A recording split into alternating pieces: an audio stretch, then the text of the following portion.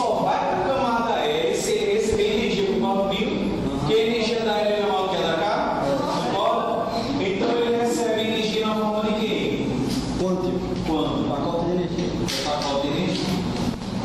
E essa energia é qualquer uma? Não, tem que ser uma quantidade de energia o quê? Fixa, não é isso? Então vamos estudar um negocinho agora chamado excitação.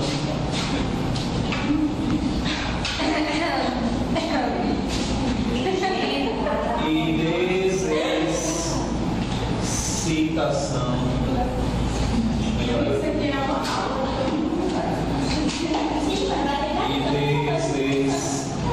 Excitação eletrônica.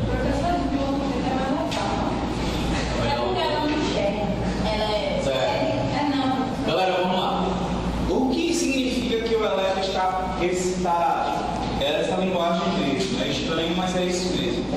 Significa que o elétron está recebendo energia.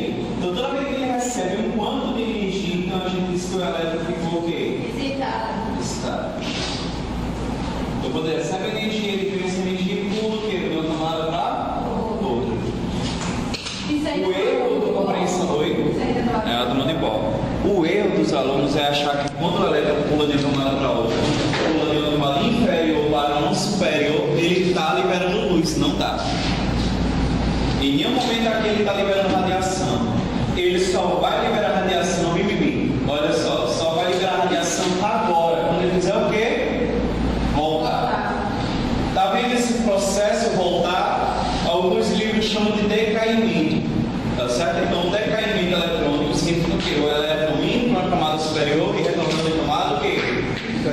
Original. Não é?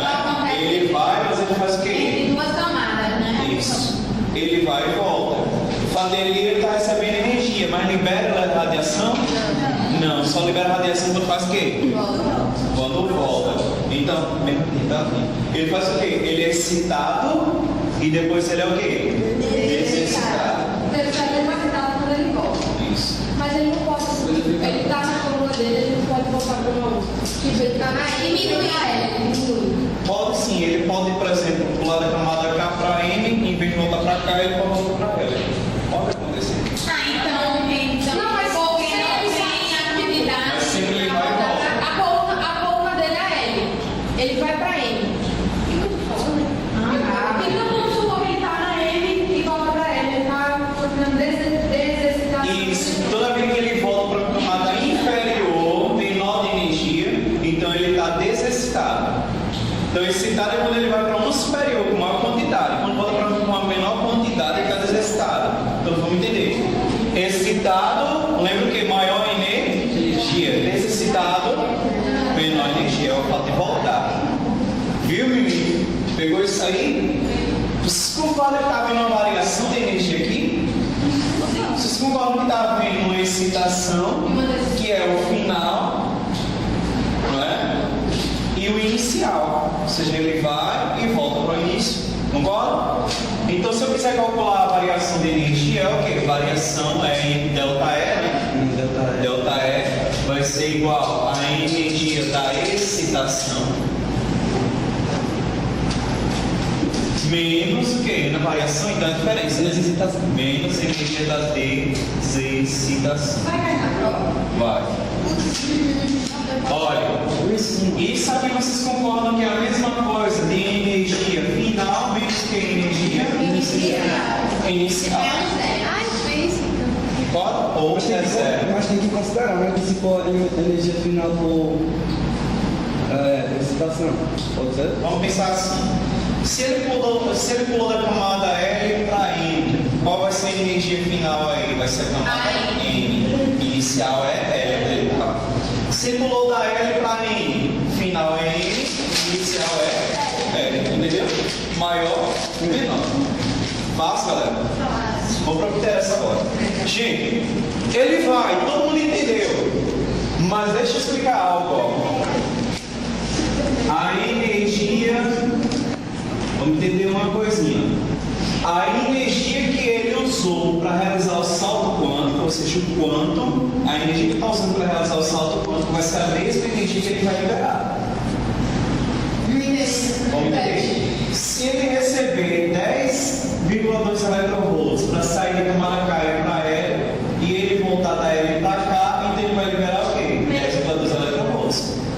Ele não vai, mas não volta? Não voltou para o mesmo lugar onde ele saiu, significa que ele absorve para ele, mas volta liberando a mesma coisa que ele absorve. Para ele absorve Ele absorve 10 eletronvolts, se ele voltar para o mesmo lugar anterior, ele libera 10 eletronvolts. até lógico, né?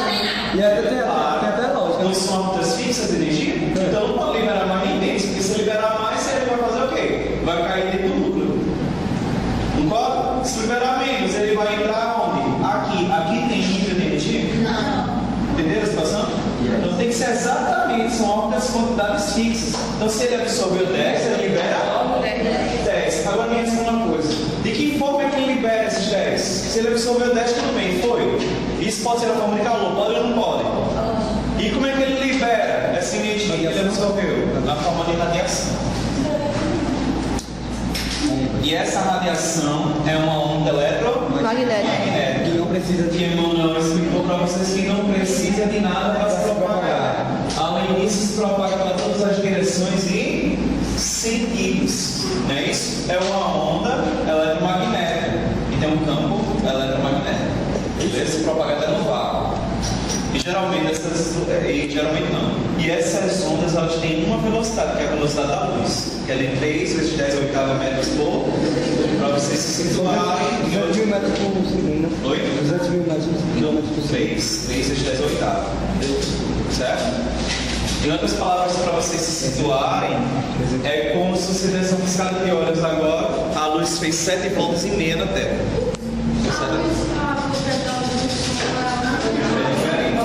Não, mas Deve tudo isso.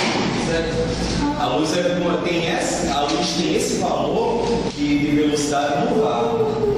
Mas quando ela sofre refração na atmosfera, por exemplo, a luz está vindo, aí quando encontra a atmosfera lá da Terra, ela sofre um certo desvio, porque ela perde velocidade. Certo? Ela só perde um pouquinho de velocidade. É o caso dos materiais. Os materiais também eles fazem com que a onda sonora ela pegue uma certa velocidade. É por isso que existe isolamento acústico, por exemplo, em alguns lugares aí, ok. É materiais diferentes para impedir aquela onda de se propagar. Certo? Vamos voltar para o que interessa aqui? Emmanuel, com certeza deve ter falado o quê? As características de uma onda. Uma onda ela tem o quê? O pico. A gente chama de lambda. O comprimento de onda caracteriza o que, gente? Uma onda. Se for uma radiação, por exemplo, tiver no espectro visível, que é 7 cores de arco-íris, ela vai determinar o que? As diferenças das cores. Então vamos entender, ó. Comprimento de onda grande, vermelho, aí vem alaranjada, se não me engano, amarelo, verde, azul e violeta. Vocês estão percebendo o quê? O que está diferenciando, gente, as cores? É justamente a distância entre dois picos ou duas cristas. Aqui nem cristas e picos? Lembra que o Emmanuel falou? Isso aqui é cristas ou picos? A distância entre dois picos desses é que vai determinar o quê? O tipo de radiação.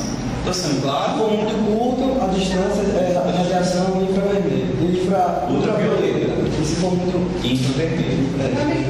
Então, antes do vermelho tem o quê? O infravermelho. Acima do violeta, que são ondas bem curtas, a gente tem que ter ultravioleta. Além disso, olha só, liguinhos. A distância entre um pico e um vale, a gente tem a amplitude da onda. Gente, amplitude não tem nada a ver com frequência nem com comprimento. Amplitude significa o quê? Vamos supor que eu vou falar A.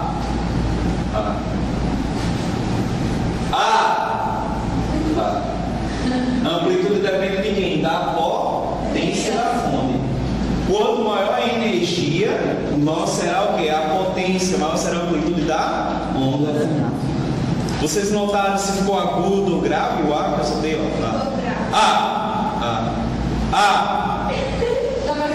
Na verdade, o que está acontecendo?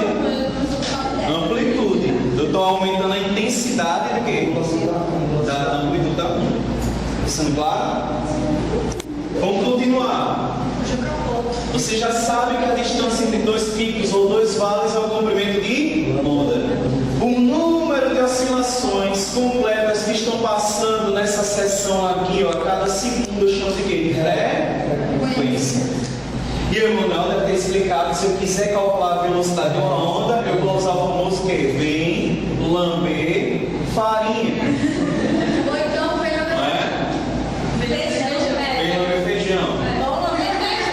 Agora, pelo amor de Deus, nunca diga que isso aqui é lamber, não. Isso é lambda, tá certo? É só para vocês pegarem o passeio. Aí é lambda. Beleza? Só que isso aqui é muito usado para ondas mecânicas, ondas que precisam de um meio para se propagar. Como a gente está trabalhando agora com ondas que eletromagnéticas, que tem o quê? Ela se propaga também com angulação de 90 graus, perpendicular. Lembra disso que ele falou? Se propaga perpendicularmente, ou seja, com ângulo de 90 graus. Porque não é eletromagnética, é como se fossem duas ondas em uma só. Professor, ali é a velocidade da onda, né? Isso. Onde é que eu vou aplicar isso? Onde é que eu vou aplicar isso? Meninos, vamos lá. Onde é que eu vou aplicar isso? Bem simples. O elétron vai, mas volta liberando o quê? Ondas. Energia, radiação, sim ou não? Essa energia vocês concordam que já que é uma onda, toda onda não tem um comprimento de onda? Sim ou não? Vocês concordam que não é um comprimento de onda que determina se a luz é vermelha, azul? Que tipo de radiação é? Então significa que se eu achar o comprimento de onda, eu determino exatamente que tipo de radiação está sendo liberada ali. Que tipo de foco está sendo liberado ali. Para que serve isso? Simples. Vocês sabiam que daqui da Terra dá para determinar que tipo de substância química está presente no Sol? Bem simples. Usa o telescópio vai lá, foca lá no Sol e vê que a cor é o que? Amarelo. E procura lá qual a substância química que, quando os elétrons é excitado, libera o que? Radiação no amarelo, no comprimento de onda no amarelo. Então, se tudo bater com aquele elemento químico, significa que o Sol, o quê? Que o Sol está queimando aquele combustível. Aquele combustível deve ser o quê? O hélio, hidrogênio e assim vai. Sendo claro? É por isso que surgiu uma coisinha chamada espectrômetro, tá certo? Agora esqueci a palavra. Existe um equipamento de laboratório que justamente, eu esqueci o nome do equipamento, agora no meu branco, que ele literalmente, eu queimo a substância química e essa substância química fica com uma coloração diferente. Então cada elemento químico tem uma cor que característica dele, como se fosse o DNA dele. E é assim que a gente faz análise no laboratório. E dependendo do tipo de radiação, dependendo do tipo da cor da luz, a gente sabe que tipo de substância química tem ali. Vamos lá para o que interessa. Como é que eu aplico isso? Eu vou resolver uma questão, não se assuste. É só o início. Como é que vai faz na prova? É simples. Exemplo. O elétron salto da camada K para a L, certo? E vamos melhorar, ele retornou da camada L para cá. O que saltou é porque ele foi e voltou. Você realizou o salto quanto? Aí eu pergunto, determine o comprimento de onda da radiação. Então vamos lá pensar.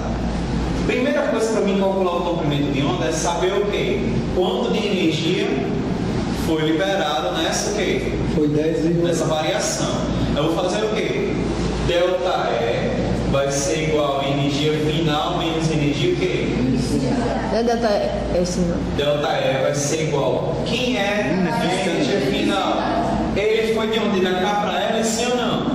Então, significa que a energia de L menos a energia de K. Qual é a energia que existe na camada L? Pelos cálculos lá de qual? Menos 3,4. Então tem que decorar isso, né? Esse negócio aqui? Não. Tem que saber. A única coisa que você precisa saber é dessa fórmula. N é igual a E0 dividido por N ao contrário. Primeira camada tem quanto energia?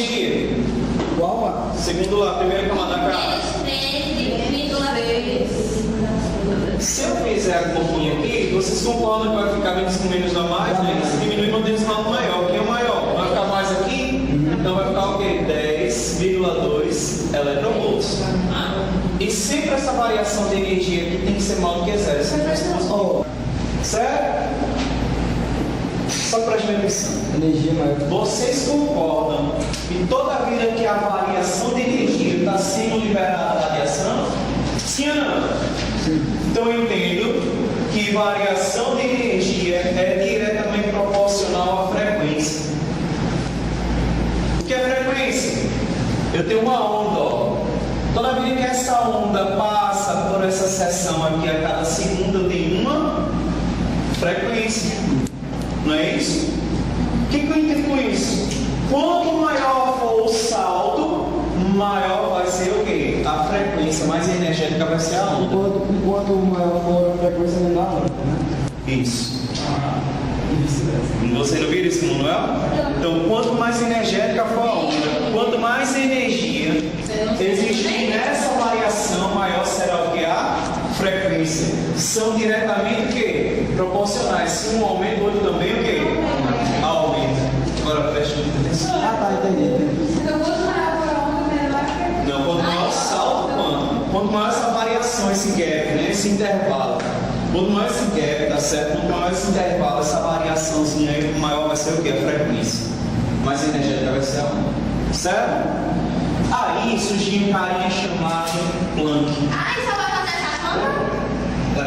Foi? Essa é Planck percebeu. Gente, o elétron recebe energia aqui, sim ou não? Sim.